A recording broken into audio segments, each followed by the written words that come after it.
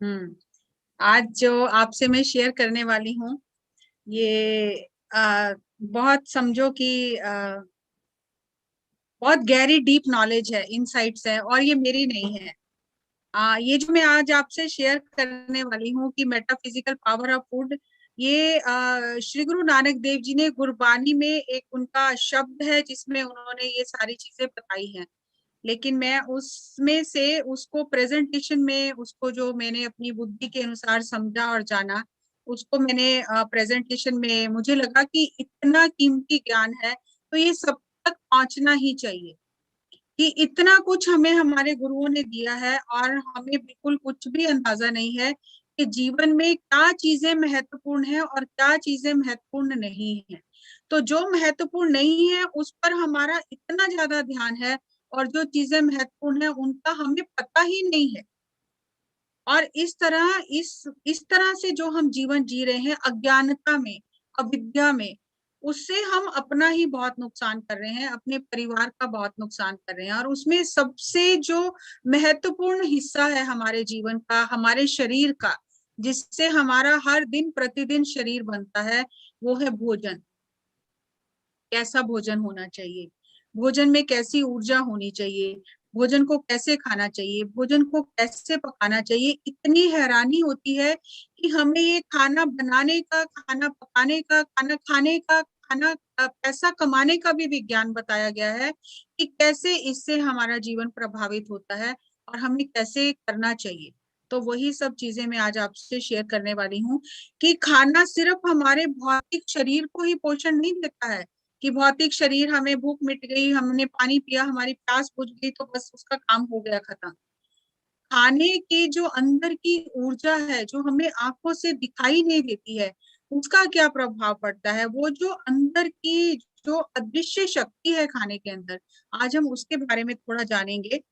तो हमारा केवल ये भौतिक शरीर ही नहीं है, ये तो अब हम सब जान ही गए हैं ध्यान करके कि हमारे 7 शरीर हैं। 7 शरीर में से यहाँ जो 2 शरीर हैं हमारे, जो हमारा निर्वाण में कोश है और जो विश्व में कोश है, वो कोई शरीर है ही नहीं।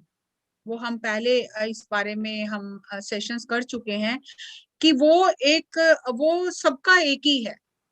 लेकिन जो 5 शरीर हैं, जो 5 कोश हैं, वो सबके अलग अलग हैं। तो हमें लगता है कि जो हमारा अन्नमय कोश है, केवल उसी पर खाने का प्रभाव पड़ता है, क्योंकि उसका नाम है अन्नमय कोश। अन्न यानी खाना, भोजन, फूड, तो उसका नाम अन्नमय कोश है। और उसके बाद हमारा आता है मनोमय कोश, मेंटल बॉडी। फिर हमारा आता है प्राणमय कोश, एनर्जी बॉडी। और फिर हमारा विज्ञान में कोश यानी विजडम बॉडी। और फिर हमारा आता है आनंद में कोश यानी ब्लिस बॉडी, जिसको हम आनंद में कोश कहते हैं। अब ये जो हम खाना खाते हैं, इसका प्रभाव हमारे हर एक कोश पे पड़ता है, हमारे शरीर के एक एक सेल पर इसका प्रभाव पड़ता है जो हम खाना खाते हैं। हम केवल इतना ही ना समझें कि खाना खाने से हमारे शरीर को पोषण मिल रहा है। खाना हमारे हर एक सेल को पोषित कर रहा है, और उसका कैसा प्रभाव पड़ता है वो हम जानेंगे कि अभी आहार कैसा है। आहार से हमारा विचार वैसे हो जाते हैं, और जैसे हमारे विचार होते हैं वैसा हमारा व्यवहार होने लग जाता है। इसीलिए कहा जाता है जैसा खाए अन्न वैसा हुए मन। तो अन्न का सीधा सीधा मन से संबंध है। अब आप अगर जो लोग गए होंगे खड़ताल ध्यान महाचक्र में, तो आपने वहां देखा होगा कि का वहां पर जब हम अन्नदान में जाते हैं, तो वहां पर जब वो डोनेशन के लिए अनाउंसमेंट करते हैं तो बार बार ये वाक्य दोहराते हैं, अन्नम ब्रह्मा, अन्नम पर ब्रह्म स्वरूपम। ये हमारे ग्रंथों में कहा गया है कि अन्न को ही ब्रह्म कहा गया है, क्योंकि अन्न से ही ये शरीर बनता है। माता पिता जो अन्न खाते हैं, उस अन्न से रक्त बनता है, बिंद बनता है, और उनके मेल से ये शरीर बनता है।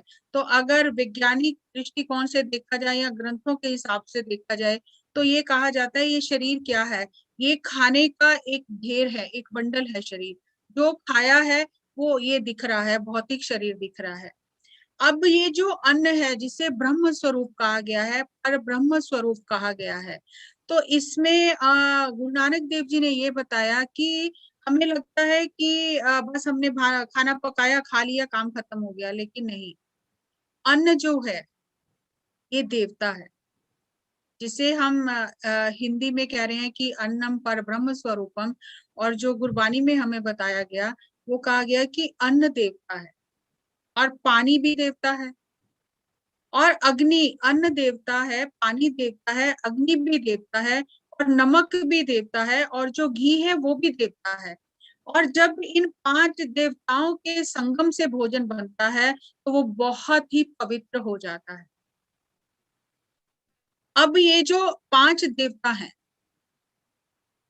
जब हम इनसे भोजन पकाते हैं तो ये जो हमारे अंदर विचार चल रहे होते हैं, जैसी हमारी ऊर्जा होती है, जैसे हम भोजन में ऊर्जा, जिस ऊर्जा से हम खाना पका रहे हैं, तो ये जो 5 देवता हैं ये तथास्तु कर देते हैं कि जो भी आप सोच रहे हो, जो भी आप बोल रहे हो, जो भी आप कर रहे हो, जिस ऊर्जा से कर रहे हो, तथास्तु वैसा ही होगा, वैसा ही होगा। क्योंकि ये तो देवता हैं, इनका काम है देते रहना। हम जो मांग रहे हैं ये देते जाएंगे, तो हम क्या मांग रहे हैं?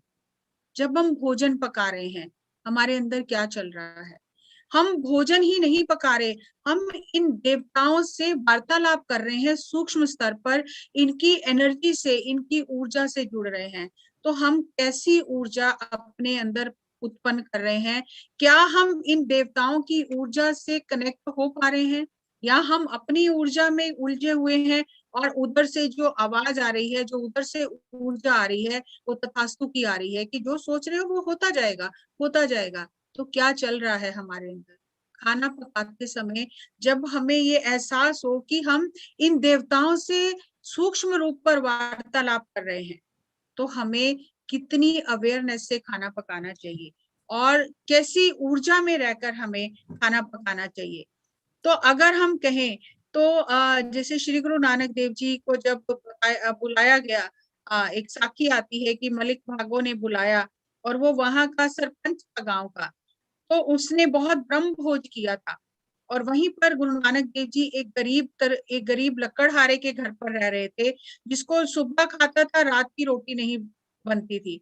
मतलब वो कमाना है, खाना है, और वो खाना भी कैसा है? बहुत गरीबी में जो खाते हैं वो वैसा खाना है। तो जब वहां पर ब्रह्म भोज किया और गुरु नानक देव जी को उसने बुलाया, और गुरु नानक देव जी वहां पर गए, तो उन्होंने वहां पर जो जिसके घर में ठहरे हुए थे, पाई लालो जिसका नाम था, और मलिक भागो जो वहां का सरपंच था, दोनों के भोजन को अपने हाथों में पकड़कर जब थोड़ा सा दबाया, निचोड़ा, तो जो मलिक भागो था उसके खाने से खून निकला, और जो गरीब, जो उनका सिख था तरखान, जो लकड़हारा था, उसके खाने से दूध निकला। तो हमारा जो भोजन, जिस खाने से, अन्न, जिस धन से हमारा भोजन बन रहा है, क्या हमने वो धन दूसरों को दुखी करके कमाया है? क्या हमने वो बेईमानी से कमाया है? क्या हमने कितने लोगों को रुला के वो धन कमाया है? तो उसका जो हम अन्न लेकर आएंगे, वो हमारे घर में बीमारियां लेकर आएगा। वो हमारे किसी ना किसी रूप में, जो दूसरों की बद्दुआएं हमारे घर में आ रही हैं हमारे धन के माध्यम से, तो वो कहीं ना कहीं हमारे परिवार को प्रभावित करेंगी। तो अगर हम देखें तो गौतम बुद्ध ने भी ये कहा कि सही जीविका उपार्जन होना चाहिए। सही, अगर आप सही ध्यान तक पहुंचने के लिए आपकी सही सोच होनी चाहिए, सही शब्द होने चाहिए, सही संकल्प होना चाहिए, और सही साधनों से आप धन कमाओ, तब धीरे धीरे आप वो अष्टांग मार्ग में ध्यान में आ जाओगे। तो कैसे हम धन अर्जित करते हैं, ये तो उसका एक फाउंडेशन कहा जाता है, एक उसकी नींव है हमारे जीवन की, कि हम धन कैसे अर्जित करते हैं। और अगर हम गलत साधनों से धन अर्जित करते हैं तो आप देख ही रहे हो कि वो अपने आप कहीं ना कहीं से निकल जाता है, क्योंकि धन एक ऊर्जा है। वो ऊर्जा किसी के आत्मा को प्रसन्न करके आपके पास आ रही है, कि किसी की आत्मा को दुखी करके आ रही है? अगर वो किसी को दुखी करके आ रही है तो वो दुखी लेकर आएगी, और अगर वो किसी को प्रसन्न करके आ रही है तो आपके चारों तरफ अबंडेंस और प्रसन्नता लेकर आएगी, स्वास्थ्य लेकर आएगी, खुशहाली लेकर आएगी। और आज के, ये तो कब की बात है जो ग्रंथों में लिखा गया, हजारों साल पहले लिखा गया। गौतम बुद्ध आज से 2500 साल पहले हुए, गुरु नानक आज से 500 साल पहले हुए, लेकिन आज के वैज्ञानिक उन जो ग्रंथों में सत्य दिए गए हैं उनको सिद्ध करके हमें बता रहे हैं। आज के समय में जो जापान के डॉक्टर मसारू इमोटो हुए हैं, उन्होंने ये रिसर्च करके बताया कि पानी के अंदर कितनी मेटाफिजिकल पावर है। अगर आप पानी को सामने रख के नेगेटिव सोचते हो, नेगेटिव बातें बोलते हो, तो वो पानी के मॉलिक्यूल चेंज हो जाते हैं, उनका स्ट्रक्चर चेंज हो जाता है। और जब उनके क्रिस्टल बनाए गए, तो जैसा कि आप देख रहे हो पिक्चर में, devil, I will kill you, you fool, you crazy, you can't do it, you die. जब हम इस तरह की बातें बोलते हैं, इस तरह के शब्द बोलते हैं और पानी होता है सामने, तो पानी के क्रिस्टल इस तरह से बहुत ही बदल जाते हैं और उनमें बिल्कुल भी ऊर्जा नहीं रहती है। तो जो हमारे नेगेटिव मैसेज हैं, वो पानी उनको कैच कर लेता है और उसे अपनी मेमोरी में स्टोर कर लेता है और वही फिर हमें वापस लौटा देता है। तो ऐसा पानी अगर हम पिएंगे तो हमारी सेहत कैसी होगी, हमारा स्वास्थ्य कैसा होगा। और बहुत जो ज्ञानी लोग होते हैं, समझदार होते हैं, जो ऊर्जा के स्तर पर अपने खाने पीने का ध्यान रखते हैं, वो कहीं ऐसी जगह से पानी भी नहीं पीते हैं जहां पर बहुत कलह क्लेश हो, जहां पर बहुत लड़ाई झगड़ा हो, वहां से वो पानी भी नहीं पीते हैं, क्योंकि उस पानी की ऊर्जा, हर समय के वो कलह क्लेश से वो पानी की ऊर्जा ही खत्म हो गई है। और उस पानी को पीने से, जो भी उस पानी को पिएगा, उसके स्वास्थ्य पर उसका प्रतिकूल प्रभाव पड़ेगा। वहीं अगर दूसरी ओर उन्होंने ये सिद्ध किया कि अगर हम पॉजिटिव मैसेज देते हैं पानी को और उसके ऊपर पॉजिटिव वर्ड्स लिखकर लगा देते हैं, love, angel, please, cosmos, sun, summer, winter, या थैंक यू, ग्रेटिट्यूड, जब हम ऐसे शब्द लिखते हैं, तो पानी के जो मॉलिक्यूल हैं उनके अंदर वो ऊर्जा बढ़ जाती है। पानी को कहा गया है जल जीवन है। जीवन मतलब पानी एक जीवित एलिमेंट है, उसके अंदर जान है, प्राण शक्ति है, ऊर्जा है उसके अंदर।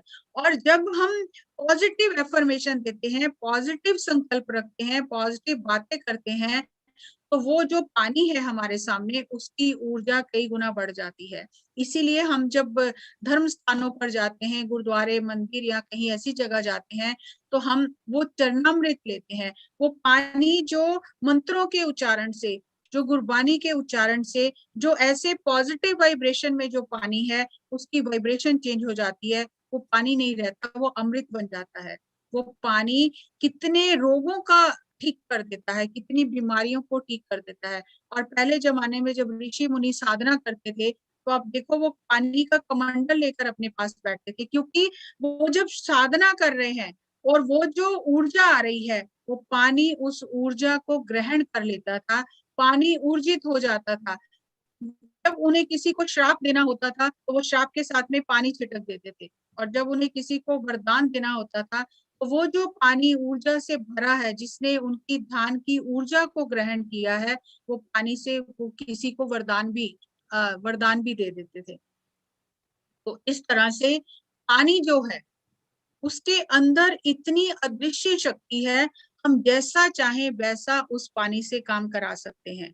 इसीलिए मनुष्य को कहा गया है कि ये संपूर्ण जो धरती है, खनिज जगत है, वनस्पति जगत है, पशु जगत है, इन तीनों के ऊपर मनुष्य को इनका सरदार बनाया गया है।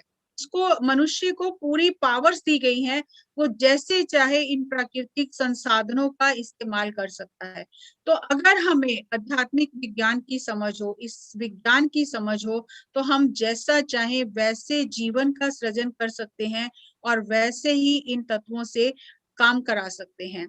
और हम पानी को प्रोग्राम कर सकते हैं, हम पानी को ऐसे मैसेज दे सकते हैं जिससे वो पानी हमारी सेहत में वृद्धि करे। जैसे हम जो पीने का बॉटल है, जो पीने का हमारा पानी जहाँ पे हम स्टोर करते हैं, चाहे वो आरओ है, चाहे वो घड़ा है, चाहे वो मटका है, तो हम उसके ऊपर कोई स्लिप लिख कर लगा सकते हैं, हमें क्या जीवन में चाहिए। शांति चाहिए, ग्रेटिट्यूड, शुक्राना, थैंकफुलनेस चाहिए, प्रसन्नता चाहिए, ब्लेसिंग्स चाहिए।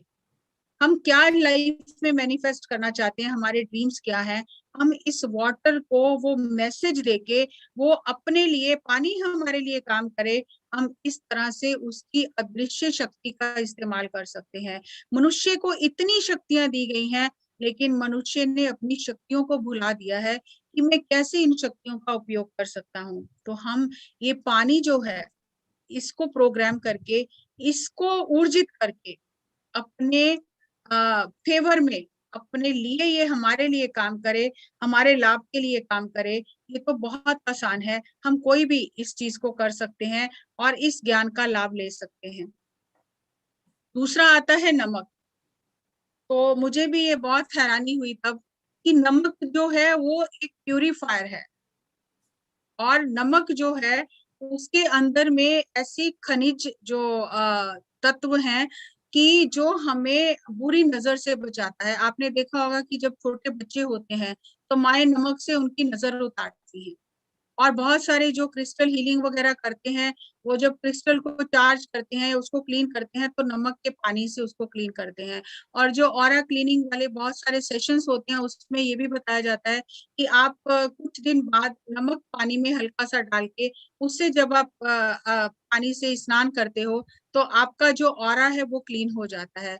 और पहले जमाने में लोग अपने घर के आसपास एक नमक से एक सुरक्षा चक्र बना देते थे, ताकि कोई बुरी आत्मा घर में प्रवेश ना कर सके। तो ये जो नमक है ये नेगेटिव एनर्जीज को क्लीन कर देता है।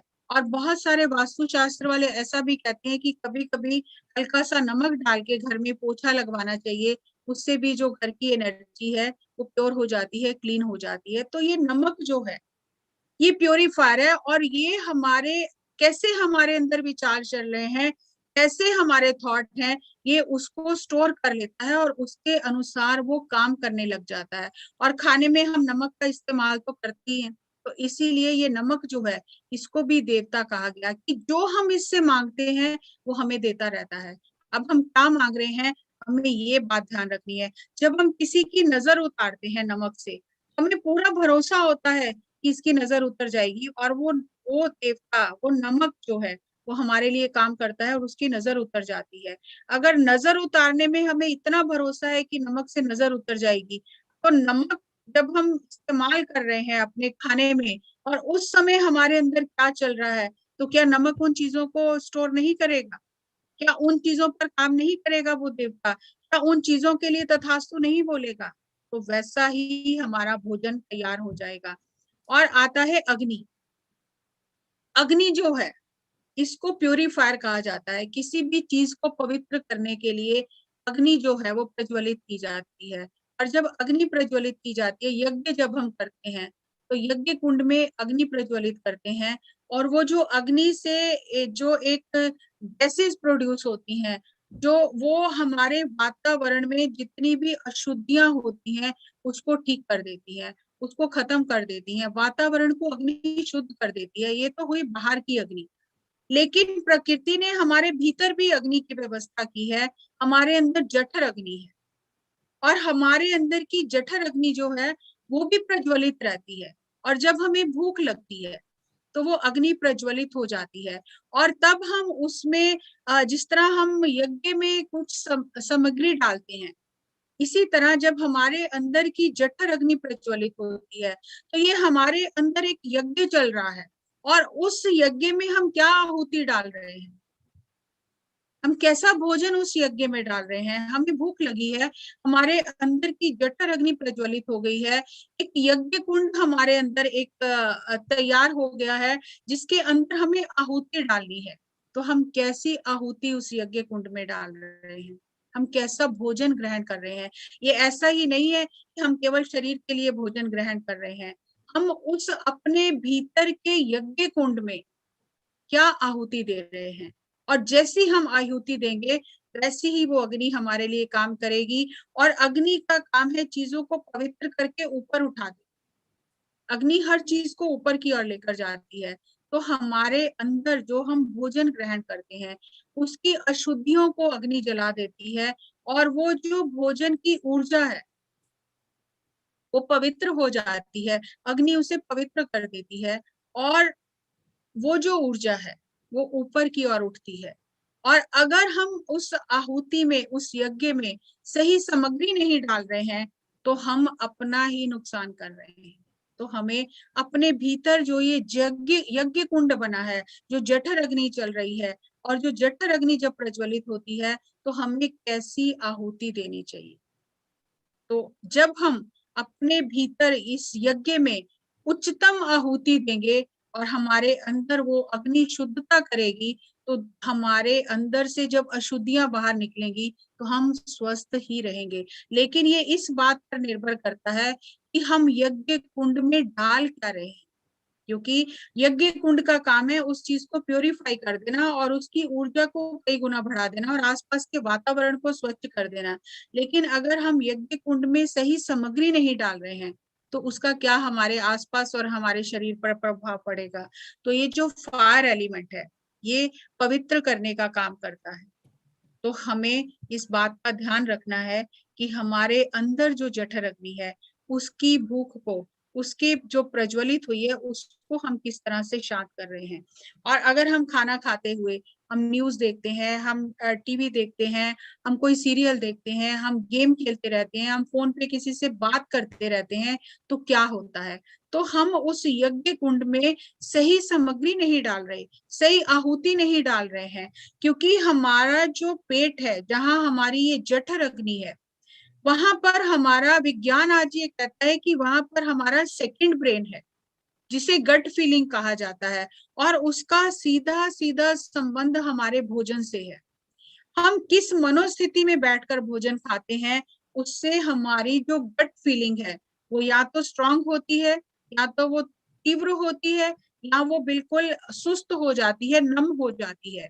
तो आज के समय में हम देखें तो हमने बच्चों को आदत ही ऐसी डाल दी है कि वो वीडियो गेम देखते हुए, वो कुछ यूट्यूब देखते हुए खाना खाएं, क्योंकि हमें लगता है कि चलो कुछ तो खा रहा है, कुछ तो खा रहा है, कुछ तो इसके अंदर जा रहा है। लेकिन हमने क्या किया है, बॉडी को अलग समझ लिया है, माइंड को अलग समझ लिया है, जबकि दिमाग और हमारा जो फर्स्ट ब्रेन है, पहला मस्तिष्क है, और पेट के अंदर हमारी जो गट फीलिंग है ये हमारा दूसरा मस्तिष्क है। जब दिमाग कुछ और सोच रहा है और पेट के अंदर हम भोजन डाल रहे हैं तो दोनों का कोई कनेक्शन नहीं, वो कनेक्शन कट गया दोनों का। और जब दोनों में कोई कनेक्शन ही नहीं है, कोई बातचीत ही नहीं है, तो धीरे धीरे हमारी जो गट फीलिंग है, इसका सीधा सीधा संबंध हमारे भोजन से और हमारी मनोस्थिति से है, वो हमारी गट फीलिंग कमजोर हो जाती है। और ये जो गट फीलिंग है ये ऐसी एक कुदरत की व्यवस्था है जो हमें बड़ी बड़ी दुर्घटनाओं से बचा लेती है। कई बार आपने देखा होगा कि बहुत सारे लोग ऐसा कहते हैं कि उस समय जब एक्सीडेंट होने वाला था, जब लग रहा था कि अब मैं नहीं बचूंगा, तो अचानक से पता नहीं उस पल में क्या हो गया कि मैं कैसे बच गया मुझे नहीं पता चला। तो वो कौन बचाता है उस समय? ये जो गट फीलिंग है ये हमसे ऐसा काम करवा लेती है जिसकी बाद में हम कल्पना भी नहीं कर सकते कि हमने कैसे किया। और अपनी गट फीलिंग को स्ट्रांग करना, जिसका सीधा सीधा संबंध हमारे खाने से है, ये हमारे हाथ में है कि हम अपनी गट फीलिंग को स्ट्रांग कर रहे हैं या उसको कमजोर कर रहे हैं।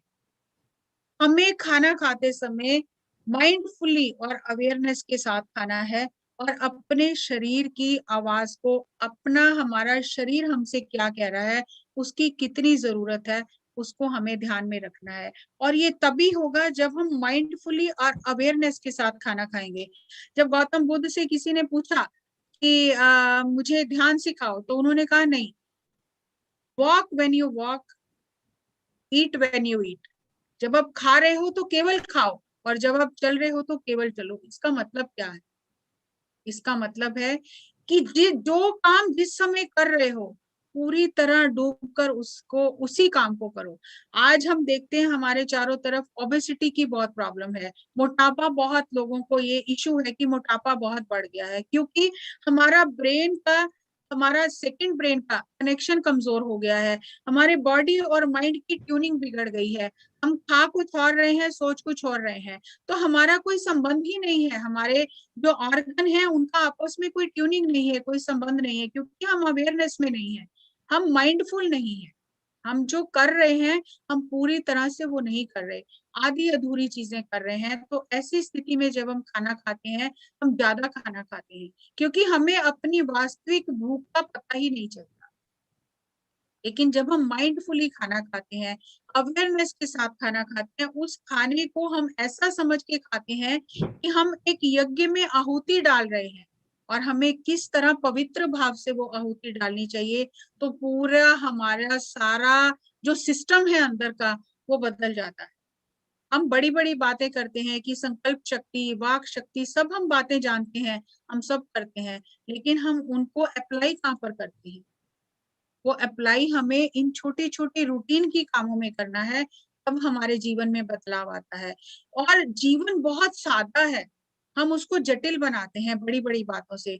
अभी 2 दिन पहले ही पत्री सर का एनलाइटनमेंट सेशन अगर आपने सुना होगा, तो यही सर ने बताया कि walk when you walk, eat when you eat. जो काम मल्टी, हम कहते हैं हमें मल्टीटास्किंग करनी है, सर ने कहा मल्टीटास्किंग की कोई जरूरत नहीं है, जो काम कर रहे हो 100% वो काम करो। जब पूरी अवेयरनेस के साथ माइंडफुली आप वो काम करोगे, तो आपको आत्मा तृप्त होगी, अंदर से आपको खुशी मिलेगी। आधा अधूरा यहाँ, आधा अधूरा वहां, आधा अधूरा वहां, हम 10 काम करना शुरू करेंगे, कोई भी काम हमें खुशी नहीं देगा।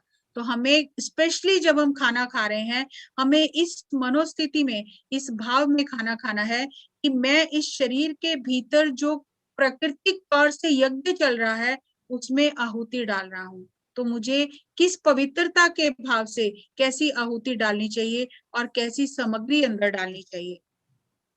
जितना हमारे खाने की वाइब्रेशन हल्की होगी, उतना हम ध्यान में, आध्यात्मिकता में पंख लगाकर उड़ जाएंगे। हम आध्यात्मिकता में, ध्यान में बहुत अनुभव पाना चाहते हैं, हम बहुत आगे बढ़ना चाहते हैं, लेकिन उसकी जो नींव है वो हमारे भोजन में है कि हम कैसा भोजन करते हैं। क्या हमारा भोजन हल्का है या हमारा भोजन ही बहुत भारी है? और अगर हम ये जो खाना हल्की वाइब्रेशन का खाना होता है, जो सुपाच्य खाना होता है, जो जल्दी खाना पच जाता है, ये हमारी आत्मा को पंख दे देता है। जब हम ध्यान में बैठते हैं तो हम बहुत इजीली एस्ट्रल ट्रैवल कर सकते हैं। हमारा जो एस्ट्रल बॉडी है इजीली हमारे शरीर से बाहर आ जाता है, क्योंकि उसके अंदर भारीपन नहीं है, उसकी ऊर्जा बहुत हल्की है। और ये ऊर्जा कहाँ से आई है? ये खाने से आई है। तो हमें अपने खाने के ऊपर विशेष ध्यान देना है अगर हम आध्यात्मिकता में प्रगति करना चाहते हैं। और खाने के जो 7 रंग हैं, 7 तरह के रंग हम देखते हैं हमारे फल सब्जियों में, जो खाने के रंग हैं। तो ये 7 तरह के जो प्रकृति ने रंग दिए हैं, जिसको भी प्योर कहते हैं, जो रेनबो कलर्स हैं, इनका हमारे चक्र से और ऑरा से बहुत गहरा संबंध है। आप कैसे रंग का खाना खाते हो, कैसा रंग, वो रंग आपको कैसी ऊर्जा देता है। अगर आप माइंडफुल ईटिंग करोगे, अवेयरनेस के साथ रहोगे, अपने आप आपकी बॉडी आपको बताएगी कि उसका आज क्या खाने का मन है, आज उसे कैसी सब्जी चाहिए, कैसा फल चाहिए। तो आप देखोगे कि आपकी वाइब्रेशन कितनी बढ़ गई है। और ये जो खाने के रेनबो कलर हैं, जो कलर हमें लगता है हमने खाना खा लिया कलर खत्म हो गए, नहीं, वो कलर खत्म नहीं होते।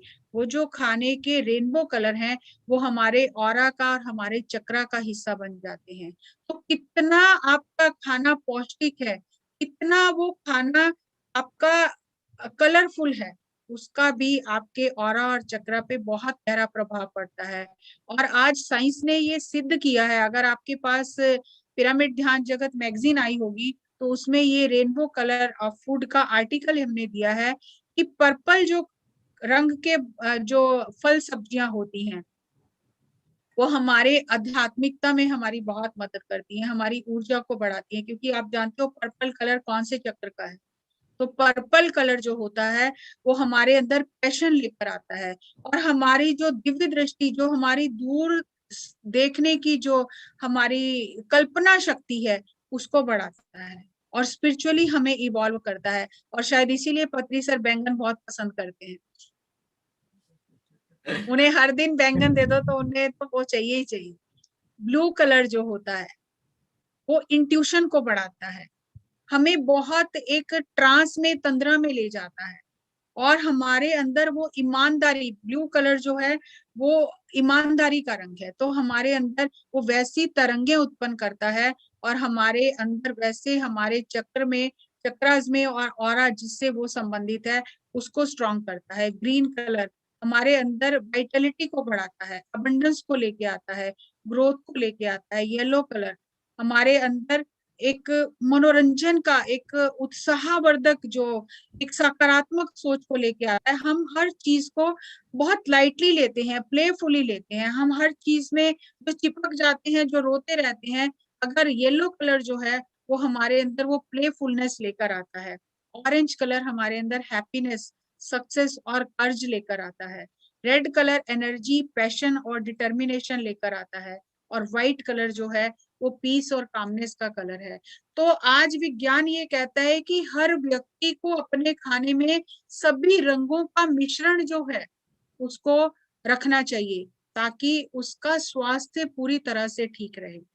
और कई बार ऐसा होता है कि जब हम घर में ऐसी चीजें बनाते नहीं है, कई घरों में बहुत सारी सब्जियां बनती नहीं है, हमें पसंद नहीं है, और बच्चे भी वैसा ही सीख लेते हैं।